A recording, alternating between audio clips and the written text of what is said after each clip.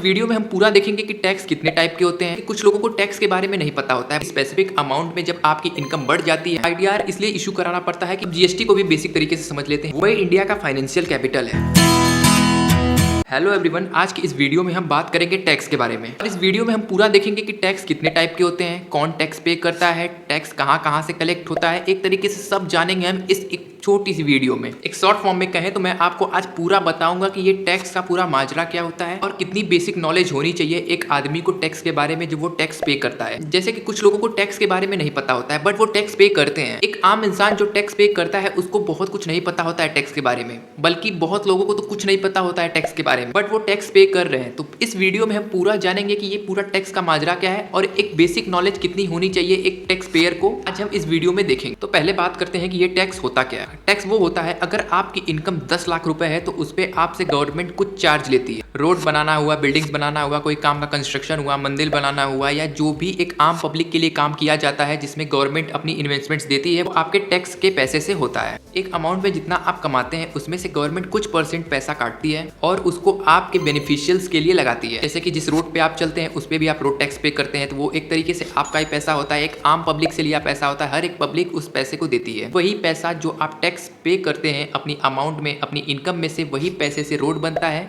और वही पैसा जो जाता है कटता है उसी को हम डायरेक्टली टैक्स कहते हैं। और टैक्स में भी दो तरीके के टैक्स होते हैं, डायरेक्ट टैक्स, इनडायरेक्ट टैक्स। पहला डायरेक्ट टैक्स क्या होता है वो देखते हैं। डायरेक्ट टैक्स आप वर्ड से ही पता कर सकते हैं, जो कि आपके डायरेक्टली इनकम से कट जाता है उसे डायरेक्ट टैक्स कहते हैं, जो कि गवर्नमेंट के अकाउंट में जाता है। अगर शॉर्ट फॉर्म में कहें तो ये डायरेक्टली आपकी इनकम पर लगता है। एग्जाम्पल की बात करें तो इनकम टैक्स। अब थोड़ा सा ब्रीफली समझ लेते हैं ये इनकम टैक्स क्या होता है। अगर आप जॉब करते हो या फिर बिजनेस करते हो, आपको एक स्पेसिफिक अमाउंट में जब आपकी इनकम बढ़ जाती है या फिर आप एक लिमिट से ज्यादा कमाने लगते हो तो उस पर गवर्नमेंट टैक्स लेना चालू कर देती है, उसे इनकम टैक्स कहते हैं। अब थोड़ा अमाउंट दिखा के आपके साथ बात करते हैं इनकम टैक्स के बारे में। आपके एनुअल इनकम के बेसिस पे अलग अलग स्लैब्स होते हैं। फॉर एग्जांपल 0 से लेके 2,50,000 की अमाउंट पे आपको कोई टैक्स नहीं पे करना पड़ेगा, बट अगर वही अमाउंट 5 लाख से 10 लाख के बीच में है तो आपको कुछ % टैक्स पे करना पड़ेगा। New annual taxable income slab 2025 और 26 का देखते हैं। अगर आपकी इनकम 4 लाख तक है तो आपको कोई टैक्स पे नहीं करना पड़ेगा। अगर आपकी इनकम इससे ज्यादा है, 4 से लेके 8 लाख तक की है, तो आपको 5% टैक्स पे करना होगा और इससे ज्यादा होते हुए तो उसके साथ टैक्स भी इंक्रीज होता जाएगा। बट वहीं अगर दूसरे फेस में देखा जाए इनडायरेक्ट टैक्स के बारे में, तो गवर्नमेंट जो इनडायरेक्ट टैक्स कलेक्ट करती है वो गुड्स एंड सर्विसेज पे लगता है और ये हर कोई के लिए सेम होता है। फॉर एग्जांपल अगर आप मार्केट से एक एसी लेते हो, अगर उस पे आप 18% टैक्स पे करते हो तो वही टैक्स हर कोई को पे करना पड़ेगा। ये हर पब्लिक के लिए सेम होता है।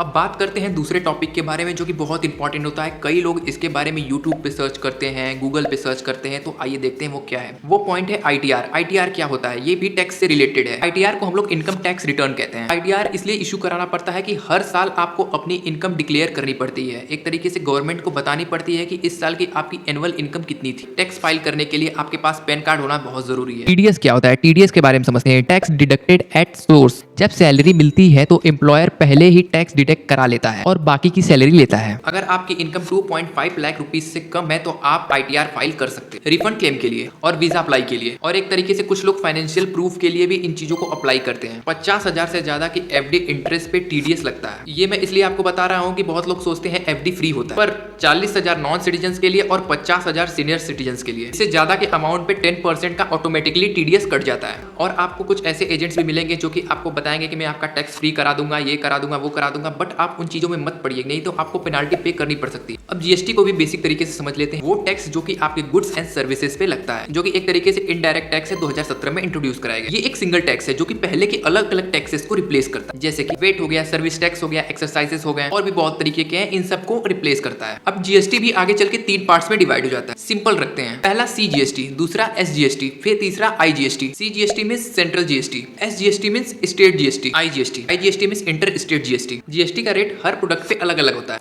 जैसे कि किसी पे 5%, किसी पे 12%, किसी पे 18%, किसी पे 28%। ये एक तरीके से सब प्रोडक्ट्स पे अलग अलग होता है। अब मैं आपको छोटी सी टिप दूंगा टैक्स से बचने के लिए। घबराइए मत, मैं आपसे ये नहीं कहूंगा कि आप उसको कैश करा के घर में रखिए, क्योंकि ये एक तरीके से ब्लैक मार्केटिंग हो जाए। मैं आपको एक दूसरा तरीका बताऊंगा जिससे आप लीगली अपने पैसे को बचा सकते हैं और उस पर कोई टैक्स नहीं भरना पड़ेगा। तो आइए देखते हैं कैसे आप अपना पैसा बचा सकते हैं। ऐसे सेक्शन है जिससे कि आप अपना पैसा सेव कर सकते हैं, जैसे कि सेक्शन 80C। जैसे section ATD education loan 86 deduction करके सेव कर सकते हैं 1.5 lakh per year. PPF, ELS, mutual funds, LIC, home loan, इन सब चीजों से आप अपने टैक्स को बचा सकते हैं। और वहीं दूसरी तरफ ATD को अलाउ करके हेल्थ इंश्योरेंस प्रीमियम में आप अपना पैसा सेव कर सकते हैं। HRA means house rent allowance, इसको यूज करके रेंट का पैसा सेव कर सकते हैं। और एजुकेशन लोन इंटरेस्ट डिडक्शन करके, एजुकेशन लोन इंटरेस्ट ATE में आता है, इसको यूज करके एजुकेशन लोन इंटरेस्ट में भी आप अपने पैसे को सेव कर सकते हैं। टैक्स प्लानिंग जरूरी है ताकि आप ज्यादा से ज्यादा पैसा सेव कर सकें। देखते हैं कि इंडिया के वो टॉप 3 स्टेट्स कौन से हैं जो कि सबसे ज्यादा कंट्रीब्यूट करते हैं टैक्स में, mostly in the term of income और टैक्स और GST। अगर मैं आपसे कहूं कि भारत के सबसे अमीर इंसान कौन है तो आपके दिमाग में मुकेश अंबानी जी का नाम आ रहा होगा। तो जी हाँ, महाराष्ट्र से सबसे ज्यादा टैक्स कलेक्ट होता है। मुंबई इंडिया का फाइनेंशियल कैपिटल है जहां से कई बड़े कॉर्पोरेट्स और हाई इंडिविजुअल्स पे करते हैं टैक्स को।